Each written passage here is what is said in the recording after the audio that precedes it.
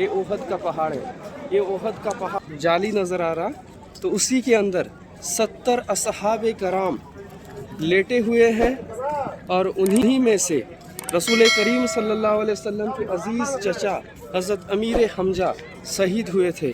उनका भी कब्र मुबारक हम लोग दिखाएंगे। रहमतुल्लाहि व बरकातुहू। नाज़रीन, अभी हम लोग ओहद के मैदान में मौजूद हैं। जैसे कि आप लोग को जो ये पहाड़ नज़र आ रहा है, ये ओहद का पहाड़ है। ये ओहद का पहाड़ अल्लाह के रसूल सल्लल्लाहु अलैहि वसल्लम ने फरमाया ये जन्नत की पहाड़ों में से एक पहाड़ है, ओहद की पहाड़। और इस पहाड़ से नबी करीम सल्लल्लाहु अलैहि वसल्लम मोहब्बत किया करते थे।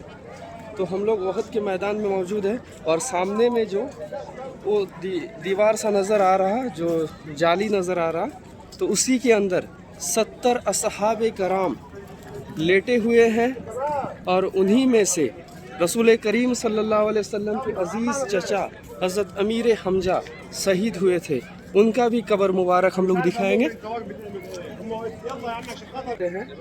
जो यही वो कब्रिस्तान है जिसमें 70 असहाबे कराम आराम फरमा रहे हैं, उहद के मैदान में शहीद हुए थे।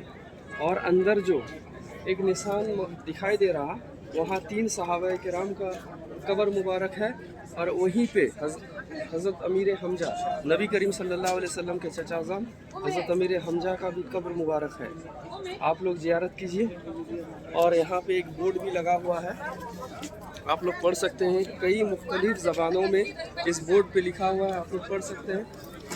ये जैसे कि उर्दू में लिखा हुआ है, ये इंग्लिश में लिखा हुआ है, वो बंगला, फिर हिंदी और भी मुख्तलिफ़ ज़बानों में लिखा हुआ है। आप लोग वीडियो को पॉज करके पढ़ सकते हैं। और जो आप लोग ओहद का वाक़या तो सुने होंगे, जंग ओहद का, जिसमें वो जंग फ़तह को शिकस्त में तब्दील होती हुई नज़र आई थी। जो चट्टान नबी करीम सल्लल्लाहु अलैहि वसल्लम ने सहाबा किराम को फरमाया थे कि कुछ भी हो जाए ये चट्टान नहीं छोड़ना, यही वो चट्टान है जिसे माले गनीमत के लालच में सहाबा किराम इस चट्टान को छोड़ दिए थे। यही वो चट्टान है। इसी से हज़रत खालिद बिन वलीद जब ईमान नहीं लाए थे, उन्होंने इस फ़तह की हुई जंग को शिकस्त में तब्दील कर दिए थे। दरअसल ये जंग ना फ़तह हुई थी ना शिकस्त हुई थी, दरमियानी हो गई थी।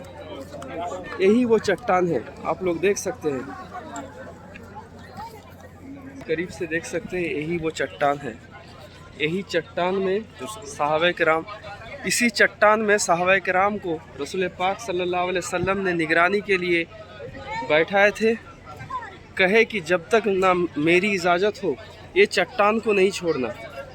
इसी चट्टान से जब देखे सहाबा किराम मुसलमानों का ये जंग फतह हो गई, तो इस चट्टान को छोड़ के माले गनीमत के लालच में सहाबा किराम चले गए।